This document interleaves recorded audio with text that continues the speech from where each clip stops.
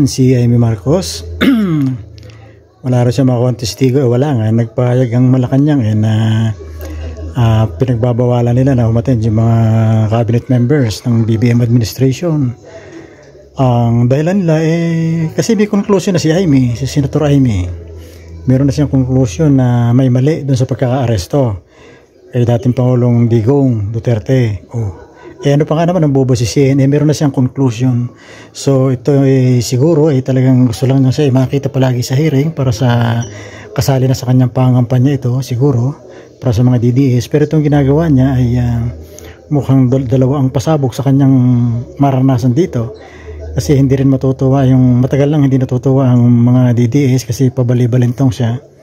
Hindi namamangka sa dalawang ilog, ika nga, yun namang mga Marcos loyalist, ganun din, lalong ayaw siguro dito. So, gaya ng sinasabi ng iba mukhang mabigat-bigat ang laban ngayon ni Amy Marcos ngayong eleksyon.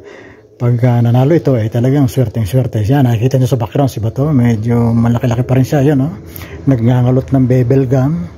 Ayan, wala raw silang witness, siyempre, prerogative yun ng executive department. Tapos nag-testify na lahat, ano pa ang kanilang pipigay, hindi pigang-piga na. Saka yun nga may conclusion na.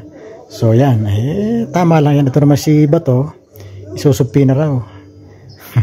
Isusumpi na raw yung mga palagi ko walang patutunguhan yan. Meron na nga may executive order ba ang tawag doon? Kumbaga sa ordinaryong pangyayari, parang may memorandum na pinagbabawalan na umattend yung mga cabinet members. So yan, lulugo-lugo lumabas si Bato at si Amy Marcos.